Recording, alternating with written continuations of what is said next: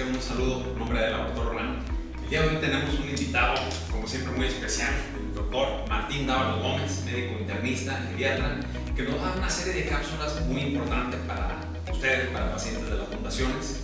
Empezaremos con 3 temas muy relevantes, que es la generalidad o generalidades en el tratamiento de la enfermedad renal crónica, recomendaciones generales en el paciente post-trasplantado y complicaciones médicas más frecuentes en el paciente post-trasplantado. Doctor Dávalos, como siempre, agradecemos mucho el apoyo. Muchas gracias, doctor Cristian Korak, nuestro coordinador, nuestro director de farmacovigilancia en RAN. Muchas gracias por invitarme. Al contrario, pues siempre nos apoya mucho en estas pláticas, sea con médicos, con especialistas, con pacientes.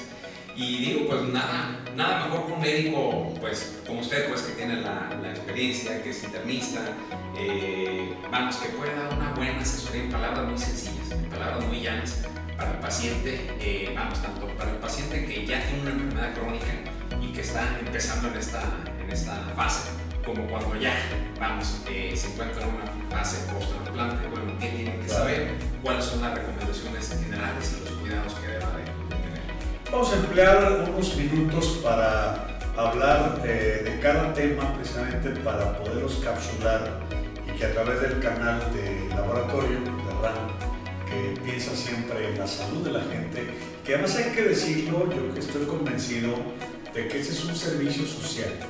Un servicio social que mucho engrandece al laboratorio y que mucho sirve a la gente, que mucho le sirve a los pacientes y que además orienta al familiar para que sepa identificar primero de manera temprana cambios en el niño, en el adulto, en el anciano con daño renal y que luego se convierte en un paciente renal y que después es un paciente trasplantado y que requiere un crucero por la vida. Ese crucero por la vida requiere fármacos para evitar el rechazo y una de los grandes pilares del laboratorio RAN, precisamente la fabricación, la elaboración con altísima calidad y precio de fármacos para evitar el rechazo. Se les llama inmunosupresores. Yo he dado en llamarles mejor inmunomoduladores por las dosis y por la alta tecnología que hoy se maneja en fármacos, que ya diremos sus nombres en su oportunidad.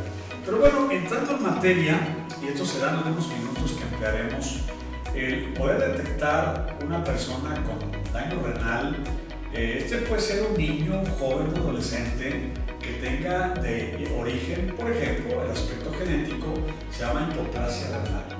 Los papás lo conocen como aquel niño que no le crecieron los riñones. La hipoplasia renal congénita es una de las causas muy frecuentes en nuestro medio debido a múltiples factores. Se habla de la presencia de metales pesados en la ingesta durante el embarazo en la madre, se habla de algunos fármacos, se habla de muchas cosas. Todavía no está muy bien definido la hipoplasia renal. Están haciendo todavía estudios muy a fondo, sobre todo hoy con biología molecular, con biopsias renales, con citoinmunoensayo, en donde se busca a qué se debe. Es el paciente que empieza a tener daño renal, empieza a tener hinchazones, edemas que decimos en medicina, sobre todo en los pies, en las manos, en la cara, y empieza a orinar proteínas, el riñón empieza a desechar proteínas, y a todo este asunto en medicina y en nefrología, en medicina interna, le llamamos síndrome nefrótico. Está nefrotizando y aparte empieza a elevar la presión arterial porque el riñón al empezarse a dañar se daña una serie de mecanismos y secretan sustancias que elevan la presión arterial y además empieza a haber anemia, empieza a haber una palidez en las personas, se ven más blancas, las palmas de las manos se ven blancas y esto sabemos que el riñón tiene un lugar muy retirado del centro, que se llama el aparato justaglomerular del riñón, que es el que marca la pauta en la producción de eritropoyetina. La eritropoyetina es una hormona especializada fabricada por el riñón y que estimula la médula de los huesos, que es la que fabrica los glóbulos rojos. primero llamados eritroblastos y luego ya se van cambiando de formas hasta que quede un eritrocito normal, transportador de oxígeno, transportador de nutrientes, transportador de una serie de elementos. Y todos estos datos disminuyen el apetito, bajan de peso. Todos estos datos son de alarma inicial, son para atención de primer nivel, de ver su médico general, su médico de primer contacto, su médico familiar. ¿Tiene usted atención médica en la asistencia médica institucional, lo que es la medicina oficial? Bueno, tiene que acudir a su médico de primer contacto, su médico familiar, no sé, ya sea IMSS, ya sea ISSSTE o Secretaría de Salud, puede hacerlo hospitales civiles, pueden hacerlo incluso Cruz Verde, Cruz Roja y cualquier hospital de carácter privado o médico que sepa que ese paciente tiene datos faciales, decimos facies en la clase de propedéutica y semiología en la Universidad de Guadalajara, en esa materia, decimos tiene facies de síndrome nefrótico, tiene facies renales. Entonces, esto va delineando. Entonces, en la hipoplasia renal congénita, pero la diabetes y la hipertensión son dos enfermedades crónico-degenerativas que a la larga y a veces en términos medios, en tiempos medios, van a dar problemas de insuficiencia renal. Van a dar daño renal inicial o incipiente y van a empezar, en medicina los clasificamos como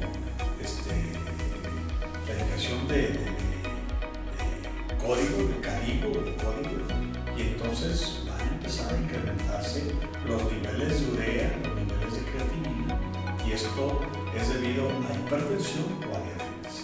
Hipertensión y diabetes no controladas, va a dar como consiguiente la presencia de insuficiencia renal crónica, e incluso hay quienes hacen insuficiencia renales agudas por deshidratación grave, insolación, golpe de calor, y que también llegan en ocasiones a dejar secuelas para una insuficiencia renal crónica si no se atiende adecuadamente, o aquellos que ya tienen un pequeño daño y tienen una insuficiencia renal aguda por deshidratación, insolación, por algún fármaco, por uso indebido de un diurético, por lo que sea, por egresos o por falta de ingresos, el paciente puede despertar ya en insuficiencia o quedar con insuficiencia renal crónica.